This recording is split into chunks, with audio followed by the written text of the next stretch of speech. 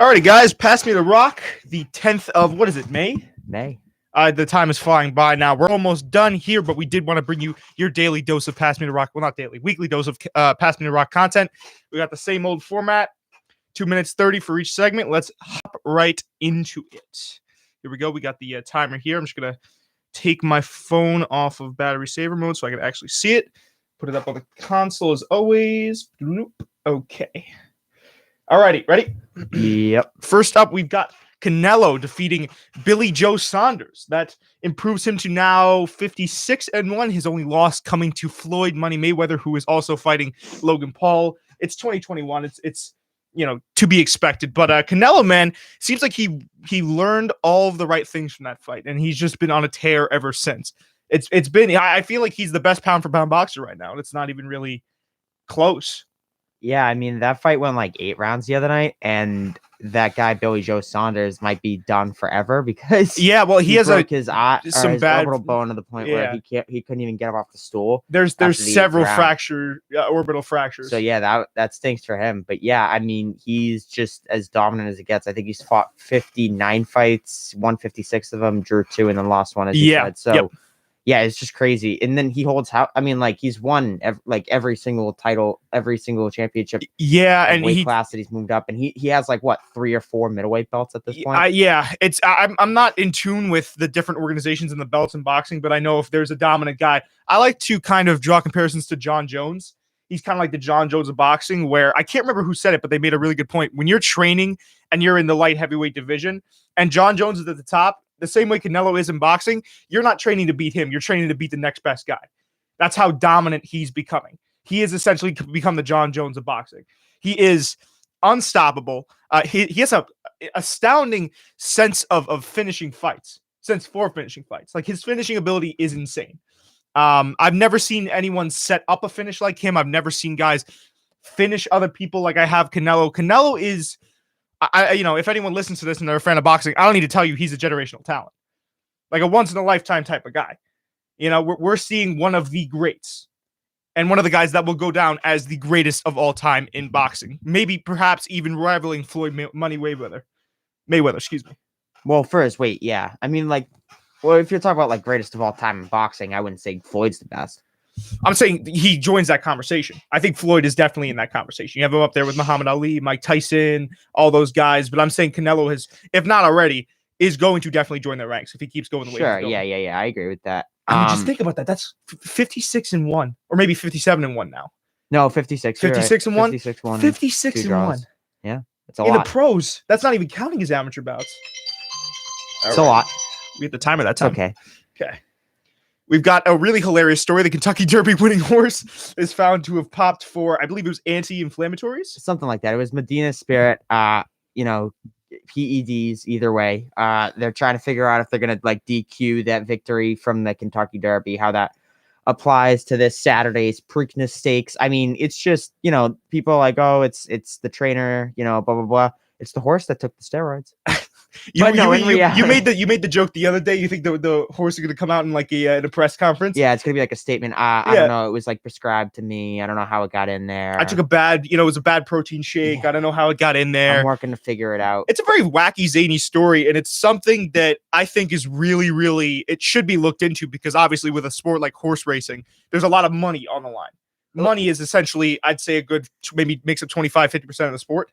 Well, yeah. I mean, like, I would also, it's also kind of problematic when you're like, I don't know if like the horse was feeling pain, so they fed it the painkiller. I have no idea, but like, it's just kind of like it's a horse. Like, I don't know why you would do that, but the industry of horse racing is very dodgy with that. I know my father likes to watch it. I personally don't like to watch it just because it's very, I feel like it can be very hit or miss with the way they treat the animals. He wasn't really a favorite either going into the race. Like, he wasn't like a top like favorite. I mean, like, he wasn't necessarily like the longest shot either, but like, he wasn't like one of the, I think he was like probably like 5th or 6th. Yeah. In terms of odds. So like, like, he wasn't like a long shot, but he wasn't necessarily like a guy that you were like kind of keying in on to win the race, or a horse, I guess, that you were kind of keying in on to win the race. Can we both agree that this was probably monetarily based? They made that decision. Of course. Yeah. I mean, like you win, you make more money if you win. Some like, back. Well, not only that, thing. but I wouldn't be surprised if there was someone that paid a lot of money, bet a lot of money on that horse to win and probably had an insider hand. I mean, just knowing the way horse racing goes, I would not be surprised if someone, with big money was backing that team and they said, hey, listen, we need this horse to pull through. Maybe give it a little anti-inflammatory, have it, pull through at the end. Well, I mean, like that might maybe play a small part on it, but I think the major thing is that like you want to win, like you make more money if you win, and it's the biggest race in your sport. So like if you're gonna like if you want to make the most money, you're gonna win. So I would obviously say it's monetarily based, but like also just like I don't know, like the horse might win if it's on the steroids, it might not, but going into it wasn't projected to. So. Yeah, I was gonna also say it's an interesting thing where you have to take into account the rider or the jockey, how much they kind of have a hand in winning a race. All right, we got the Lindor McNeil rat situation. It was kind of a fight at first, and then it turned out that they saw a rat and they were arguing about whether or not it was a rat or It's like we were talking on the way over here. I think the Mets now are a team that are getting a lot more publicity than they were before. You said because they were a New York team, they're always getting a fair amount. But this is, to me, very indicative of the media now that the Mets are more competitive, spending more time on them. They're the flashy new team for everyone to talk about. I'm not going to pretend to know what was said down there. If it's a fight, you'd hope that they could handle it as teammates, especially considering Lindor hasn't been doing the best. You wonder if it's something about that. Well, I don't know. I think number one, I feel like whether it's, the new Mets with Steve Cohen or the old ones, I think this story gets the same thing. I think it worked out that both they not only won the next few games and they've been on a tear lately, but also the fact that Lindor hit the home run right after they went at it. And then McNeil hit a home run the next day. Like, I think that helps in their favor. I mean, like they've both been struggling this season. Like Lindor is one of the better shortstops in baseball. Right. Definitely top 5. And then McNeil is probably the second or third, or coming into the year was probably like a top 3 second base. So it's like one of the better middle infields in the league, and both have stunk. But yeah, I mean, like I don't know what was said, but we can both kind of assume that that's what was something along those lines. Well, yeah, but I mean, teammate play. Yeah, I mean, like conduct. In the end, though, it worked out, and they've obviously moved on to it. I think the only people, I think, like they're not. I think it doesn't really matter to them anymore. I mean, it's a story, but like to the Met, like I think that. The clubhouse has moved on. That's the nature of media, right? Like we'll see a lot of these teams, clubhouses, whoever it is, move on from the situation. Like I'll draw parallels. Do you remember that Celtics, that really bad, not really bad, but that Celtics locker room blowout last year? Oh yeah, where they were like throwing chairs. Yeah, and the media was no, eat that up. They had Malika Andrews on the scene. I could hear stuff behind me. The media loves that stuff. They eat it up, and I'm sure, like you said, Lindor and McNeil have already moved on, and everyone else has already moved on. The media. We know this. We know this about the media. The media loves storylines. They need to put food on the table, same as everyone else. So they're gonna give this a little bit of extra stretch. A little bit of extra pull.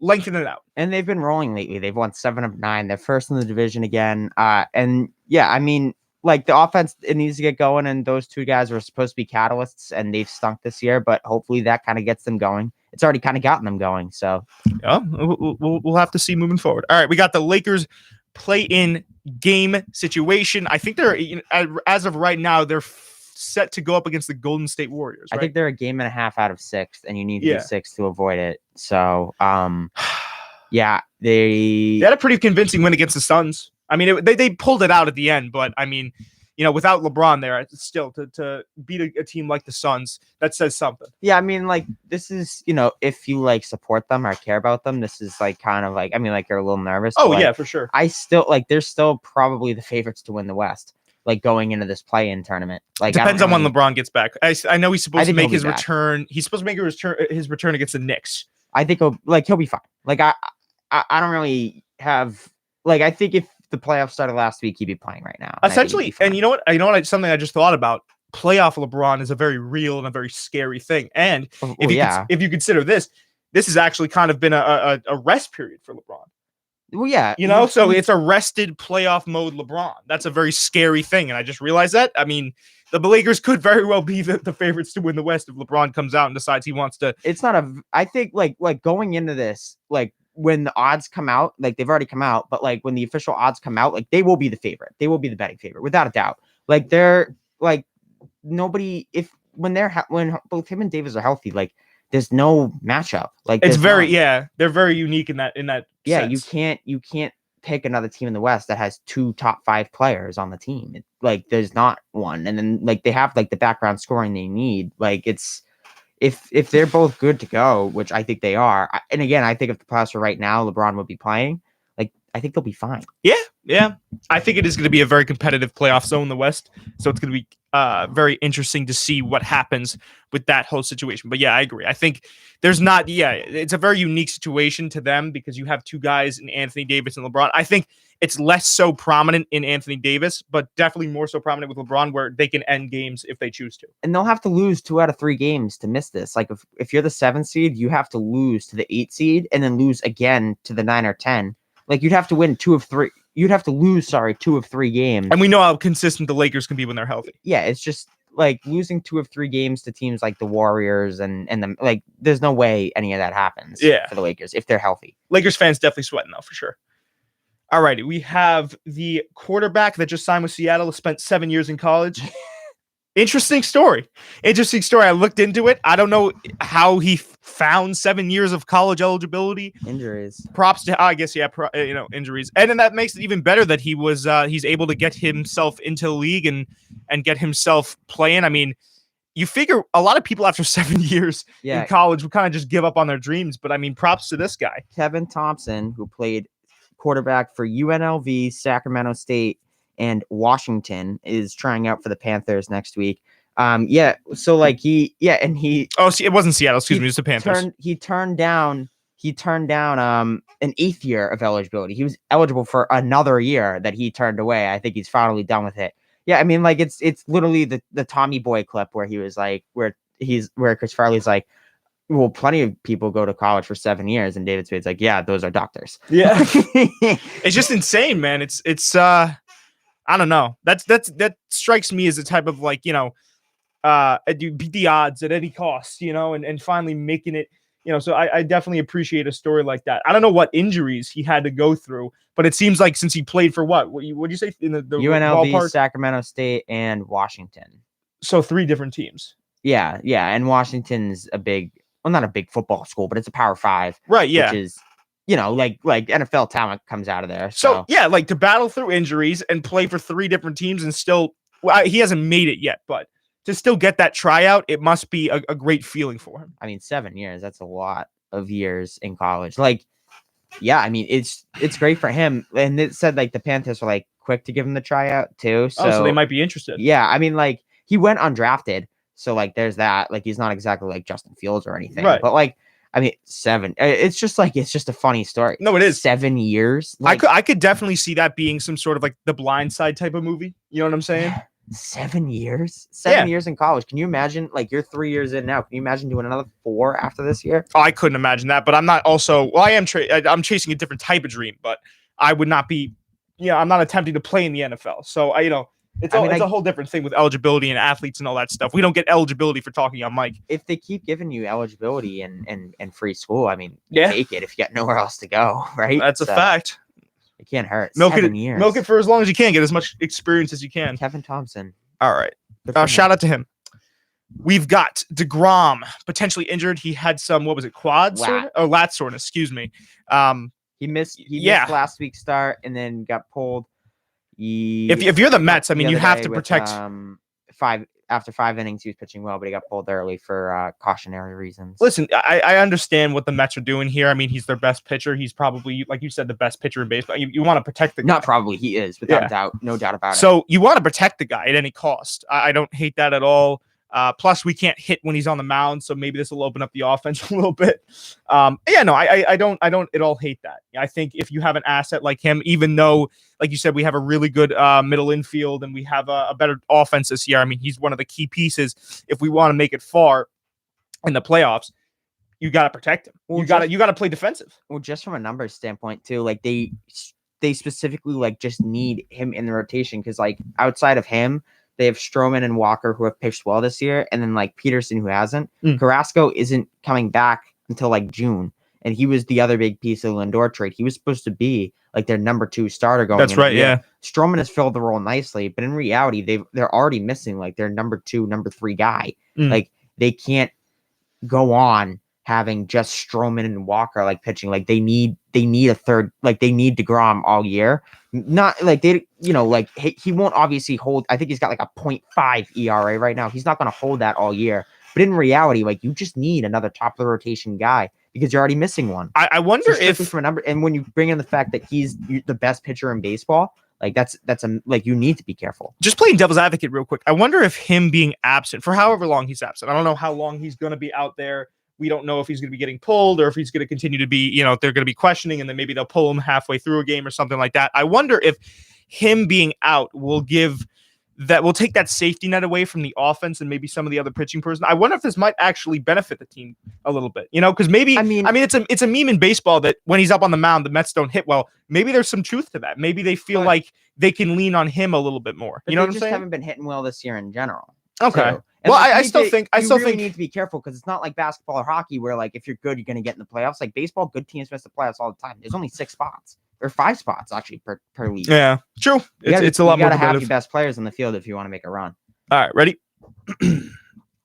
We've got Luka on the brink of a ban after receiving his must be his 12th tech of the year, something like that. Yeah, he's got a lot. Insane. And I mean, I saw the groin shot. That was definitely intentional. The technical foul, like the X amount of technical fouls before you get suspended rule is maybe the dumbest thing in the league. Like if you get 2, you get kicked out of the game. But like why? Why do you get suspended after like so many technical? Like I don't get it. Like people are going to get technical fouls forever. Like is the suspension really going to tell somebody to behave? Like I don't know. I think this is stupid.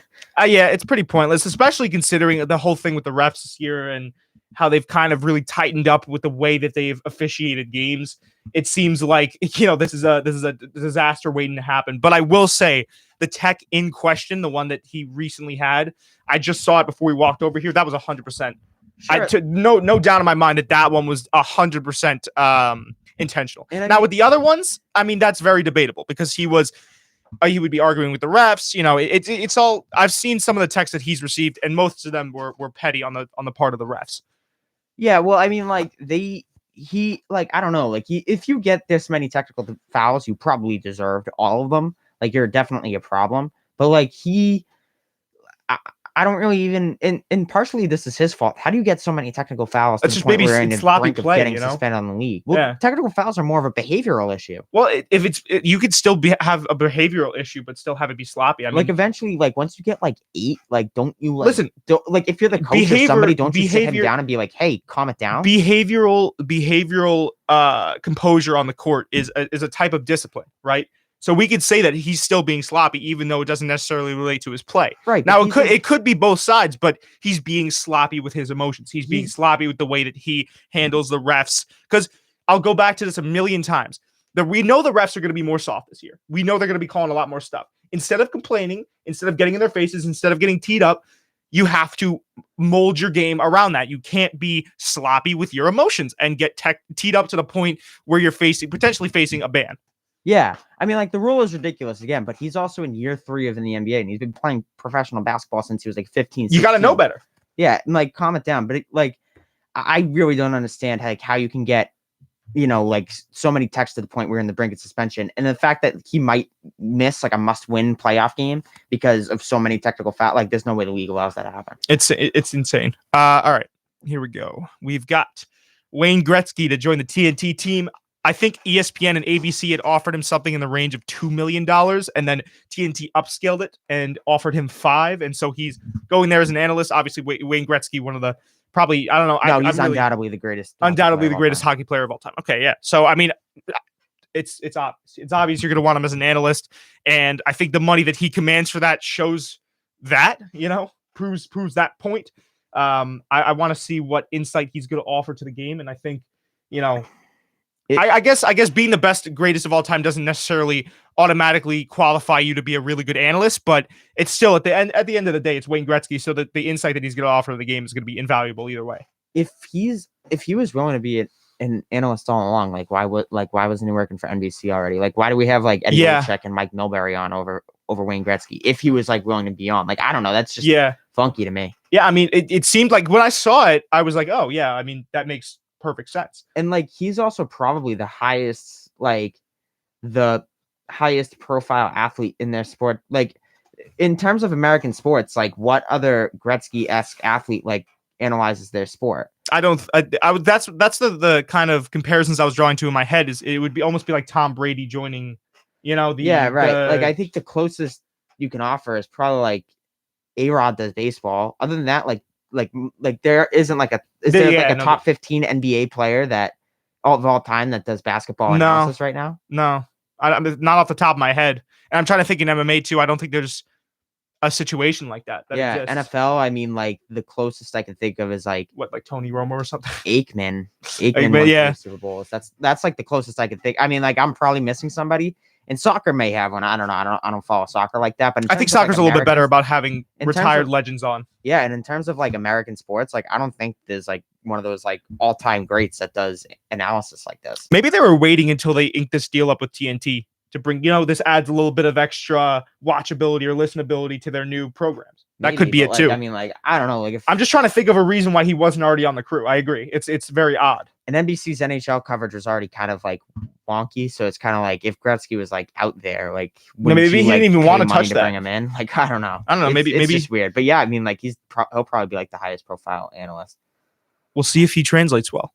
All right, we've got the Celtics playing game situation. They stink. Yeah, I mean, they call a spade a spade. They keep doing this. Like yesterday, we were just talking about before we came in. Like they fell behind by 26 points at one point in the first half. They did it a couple of weeks ago to San Antonio. Like I think in the last 37 games, they've surrendered. Somebody brought it up. Like in the first, Brad Stevens has been around for like 7-8 years. In the first 7, they gave up 70 points and a half 4 times over the course of those years. They've done it 7 times, or no, they've done it 6 times in the last 37 games. 70 points and a half. I think they have an inconsistency problem, man. Because I see this team sometimes, and it looks like a world beater. Jason Tatum's dropping 60 points, and you got all these guys overperforming, and they're fun to watch, and it's interesting games. And then other days they stink, and then other days it's quite tightly contested games. It's just there's no consistency there. There's no rhyme or reason to the way they play basketball, and I think. Even though they almost came back against Miami, it's still, I mean, you should be ashamed of yourself if you're the Celtics right now. I'm going to disagree with you. Like, they haven't looked like world beaters at all. Like I've seen some games where they have. No, Tatum and Brown have looked like it. The rest of the team stinks. Like, they haven't been good. They started the season 8-3. They're like 2 games over 500 right now. Like, they've been really bad. At no point this season they started 8-3. They're like, all right, you're feeling good. At no point since then has anybody felt good about this team at all. Like, they have 2 players. And the rest of the team stinks. And it's to the point where, like, if they get out of that playing game, they're probably going to be playing Brooklyn or Milwaukee or Philly. And it's to the point where you hope they win a game or 2. Well, that's what I was going to say. If you're the Celtics right now, you almost kind of I feel like you dread going into the playoffs because you don't know if you're going to have the firepower.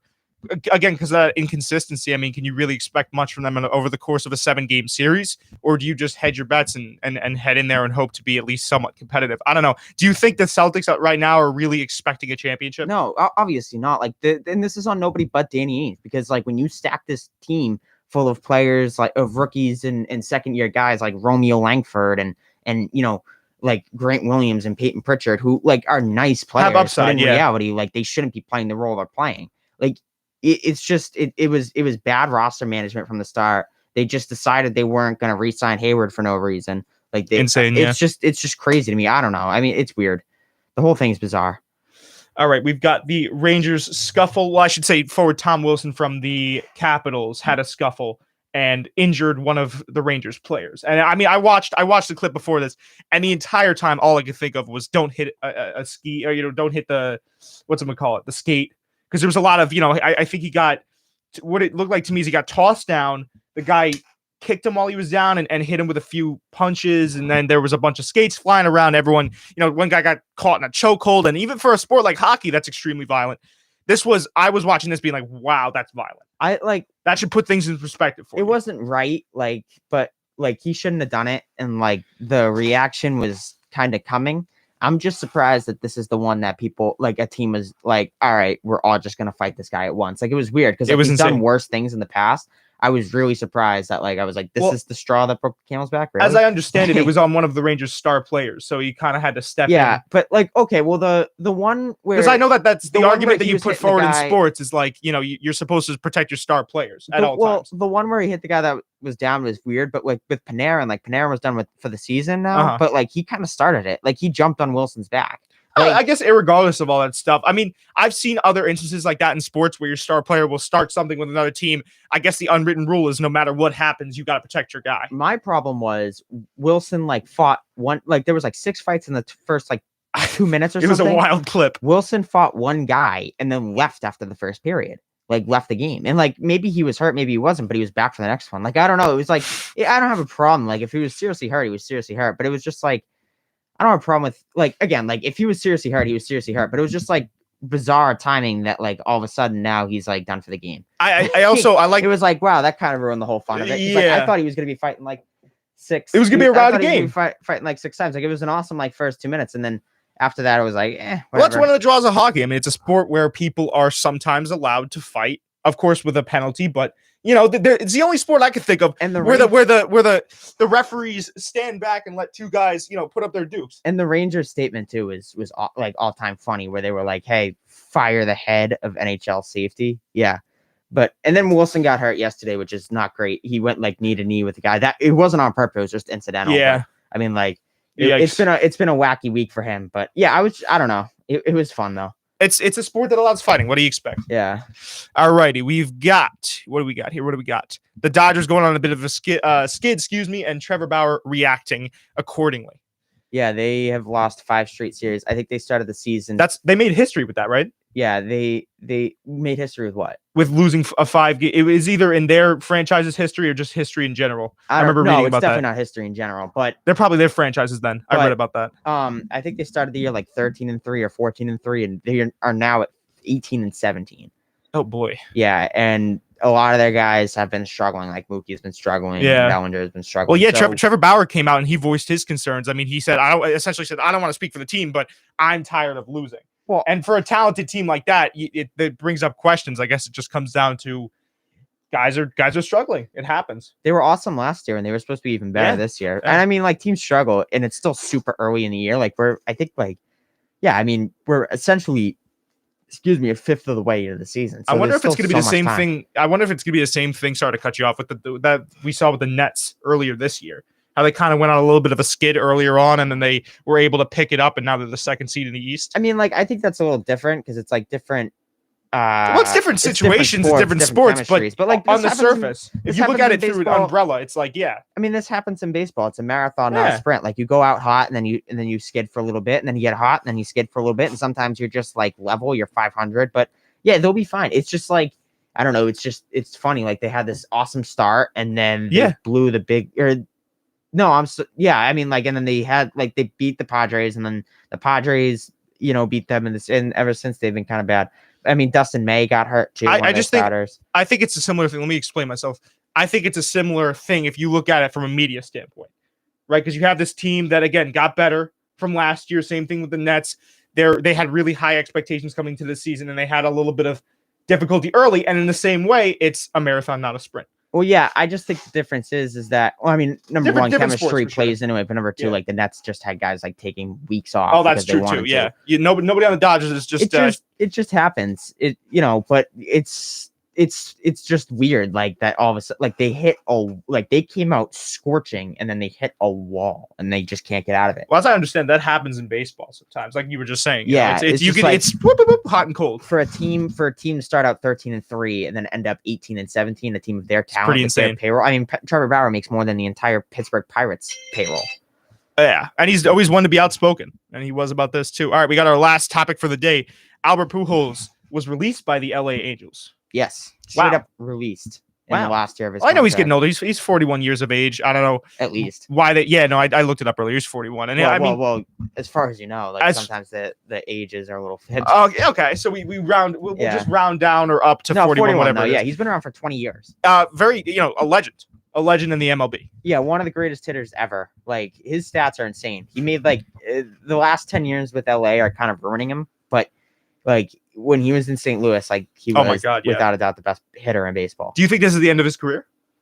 A team might take a flyer on him, but like It's I one don't of those really know. things where it's like, do you want to go on a retirement tour or not? I don't really know what you do with him. Like That's what I'm saying. All you could play is first base, and like he's not really providing anything with his bat. So like I don't know. Maybe like if he's willing to sign a minor league deal, like obviously you take it. But like if you're a contending team, like I don't know if like there's a roster spot for him. The only way I could really see him like signing another deal would be if he wanted to just have his flowers and go on a nice little kind of I don't want to say retirement tour, but maybe like a little bit of a retirement run. It was a bad way for it to end, but like it's just I mean he's insane. It's like you can't even like just look at his numbers, they're just unspeakable. Yeah, they're not going to be. And it's a rather sad way for a guy like that to go. That's why I'm saying if you want to re-sign him, just have him get his. To me, something about the way this ended really soured me. And it's just like no matter what the Angels do, they can't put a winning team around Trout. Like they just can't do it. They refuse. They've tried.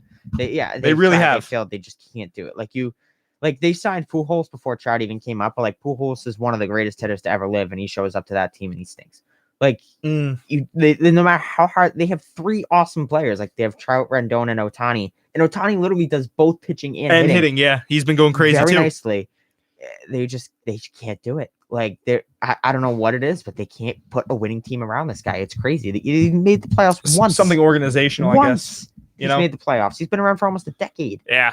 It's something. 3 MVPs. He's probably going to win the 4th because this is his best season ever to this point. It's something. It's got to be something organizational. Yeah, it's just an organizational like faux pas. Yeah, I don't even know what the word. It's bad. Yeah. All right. That has been the show. That zipped by.